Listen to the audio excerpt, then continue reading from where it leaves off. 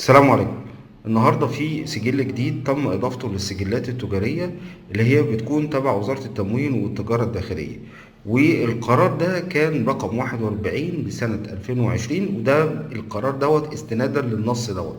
والسجل ده اسمه سجل المستفيدين الحقيقيين، وده مستند للائحة التنفيذية اللي هي بتستند للائحة التنفيذية اللي هي رقم 34 لسنة 76، ودي الخاصة بالسجل التجاري، والمتضمن في مادته الأولى اللي هي بتقول إيه: يلتزم كل من يتم قيده بالسجل التجاري بأن ينشئ لديه سجل خاص يسمى بسجل المستفيدين الحقيقيين، بيقيد فيه أسماء وبيانات المستفيدين الحقيقيين لديه، ممن لهم فعليا ملكية المنشأة التجارية أو السيطرة عليها، سواء كانوا أشخاصا اعتبارية أو ترتيبا قانونيا، على أن يتم تحديث بياناته بمجرد نشوء الواقعة الموجبة لقيدها، ويتم إخطار السجل التجاري بها فور وقوعها، ولمأمور الضبط القضائي الاطلاع عليها على ذلك السجل حال طلبه.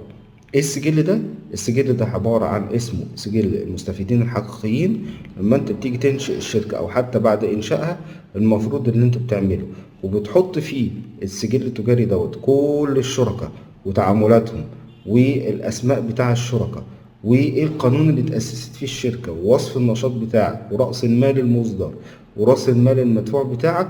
وهسيب لكم اسفل الفيديو بيان PDF كده، ملف PDF تقدر من خلاله هتشوف القرار، وهتشوف الورق اللي مطلوب فيه والسجل اللي مطلوب فيه وايه البيانات بتاعته. وكمان السجل ده مهم جدا ان انت تبقى عارف فيه في صفحة كاملة للبيانات الاشخاص الطبيعية اللي بتسيطر على الشركة او اي وسائل اخرى بيها. وكمان في حالة عدم امتلاك اي شخص طبيعي لحصة الملكية المشار اليها في البند 1. وكمان بيتكتب فيه اي بيانات عن الاشخاص الطبيعيين اللي بيسيطروا على الشركه. الاشخاص الطبيعيين اللي احنا بنتكلم هنا كمنشآت فرديه او كشخص بنفسه اللي بيسيطر على الشركه من خلال اي وسائل بحث اخرى.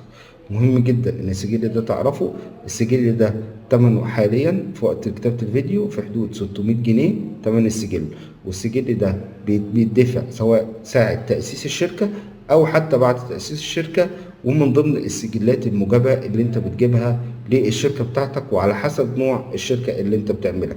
يعني احنا هنا لو بنتكلم مثلا في الشركة ذات المسؤولية المحدودة، انت بيبقى مطلوب منك يومية عامة وجرد ودفتر حصص، وهتضيف عليه كمان دفتر السجل اللي هو الخاص بالسجل المستفيدين الحقيقيين، وزي ما قلنا قبل كده ثمنه في حدود 600